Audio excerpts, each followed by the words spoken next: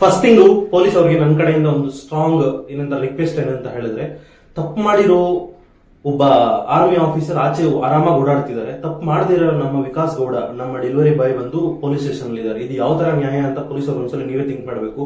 Because proper ಆಗಿ proofs ಇಲ್ಲ ಅಂತ ಹೇಳಿದಾಗ ನೀವು ಅರೆಸ್ಟ್ ಮಾಡಿದ್ರೆ, ಒಬ್ಬ ಆರ್ಮಿ ಅಧಿಕಾರಿ ಬಂದು ನನಗೆ ಈ ತರ ಆಗಿದೆ ಅಂತ ಹೇಳಿದಾಗ ನೀವು ಅರೆಸ್ಟ್ ಮಾಡೋದ್ರಲ್ಲಿ ಒಂದು ರೈಟ್ಸ್ ಇದೆ.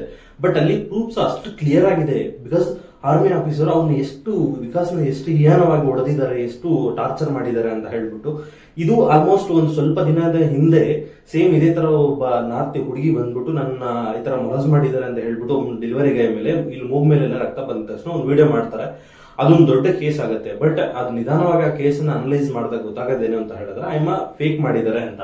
ಬಟ್ ಈ ವಿಷಯದಲ್ಲಿ ಆಲ್ಮೋಸ್ಟ್ ಇದನ್ನ ಒಂದು ಇಶ್ಯೂ ತರ ನೋಡ್ತಿಲ್ಲ. ನಾರ್ತ್ ಪೀಪಲ್ ಆಗಿರ್ಬೋದು, ತುಂಬಾ ಇನ್ಫ್ಲೂಯೆನ್ಸರ್ ಆಗಿರ್ಬೋದು, ಒಂದು ದೊಡ್ಡ ದೊಡ್ಡ ನ್ಯೂಸ್ ಚಾನೆಲ್ಸ್ ಆಗಿರ್ಬೋದು, ಇದನ್ನು ಯಾವ ತರ ಕ್ರಿಯೇಟ್ ಮಾಡ್ತಿದ್ದಾರೆ ಅಂತ ಹೇಳಿದ್ರೆ, ಕರ್ನಾಟಕ ಕನ್ನಡ ಬಿಟ್ವೀನ್ ಅವ್ರ ಸ್ಟೇಟ್, ಇಲ್ಲಾಂದ್ರೆ ಆ ಭಾಷೆ ಹಿಂದಿ ಓಪನ್ ಆಗಿ ಮಾತಾಡೋಣ, ಕನ್ನಡ ವರ್ಸಸ್ ಹಿಂದಿ ಅಂತ ಮಾಡ್ತಿದ್ದಾರೆ. ಬಟ್ ಅಲ್ಲಿ ಆಕ್ಚುಲಿ ಇಶ್ಯೂ ಏನಾಗಿದೆ ಅಂತ ಯಾರಿಗೂ ಗೊತ್ತಿಲ್ಲ. ಜಸ್ಟ್ ಬಿಕಾಸ್ ತಗೊಳ್ಳಿ NDTV ಎಷ್ಟು ದೊಡ್ಡ ಚಾನೆಲ್ ಗುರು, ಅವನು ಏನಂತ ಪೋರ್ಟ್ರೇ ಮಾಡ್ತಿದ್ದಾನೆ, ಇದೊಂದು ಲ್ಯಾಂಗ್ವೇಜ್ ಇಶ್ಯೂ. ಒಬ್ಬ ಏನಂತಾರೆ ಹೇಳ್ತಾರೆ, ಒಬ್ಬ ಅಧಿಕಾರಿ ಕನ್ನಡ ಮಾತಾಡಿಲ್ಲ ಅಂತ ಹೇಳ್ಬಿಟ್ಟು ಅಲ್ಲಿನ ಕನ್ನಡ ಮಾತಾಡಿಲ್ಲ ಅಂತ ಹೇಳ್ಬಿಟ್ಟು ಅವ್ರು ಹೊಡೆದಿದ್ದಾರೆ ಅಂತ ಅವ್ರು ಪೋರ್ಟ್ರೇ ಮಾಡ್ತಿದ್ದಾರೆ. ಬಟ್ ಇಲ್ಲಿ ಆಕ್ಚುಲ್ ಥಿಂಗ್ ಏನಾಗಿದೆ ಅಂತ ಬರೀ CCTV ಫುಟೇಜ್ ನೋಡಿದ್ರೆ ಮಾತ್ರ ಗೊತ್ತಾಗುತ್ತೆ. ಸೊ ಫೇಕ್ ನ್ಯೂಸ್ ನ ಸ್ಪ್ರೆಡ್ ಮಾಡೋದಕ್ಕಿಂತ ಮುಂಚೆ ನಾನು ಫಸ್ಟ್ ಒಂದು ರಿಕ್ವೆಸ್ಟ್ ಮಾಡ್ಕೋತೀನಿ ನಮ್ಮ ಕನ್ನಡ ನ್ಯೂಸ್ ಚಾನೆಲ್ಸ್ಗೂ ಪ್ರತಿಯೊಬ್ಬರಿಗೂ.